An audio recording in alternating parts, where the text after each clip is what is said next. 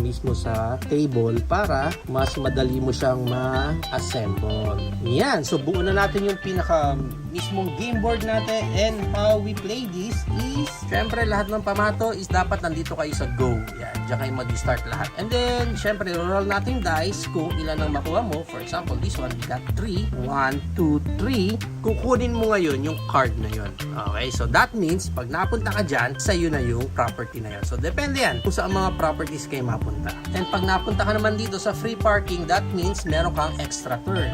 And then, pag napunta ka naman dito sa go to jail, syempre, mapupunta ka dito sa jail and you will lose 1 turn. Pero, kung napunta ka naman dyan, that doesn't mean na makukulong ka. It only means na you are just visiting doon sa jail. So, ang pinaka-go lang ng game natin dito sa Monopoly is ma-occupy nyo lahat ng properties. So, unahan lang kayo makakuha ng mga properties, and then, at the end of it, padamihan kayo ng properties na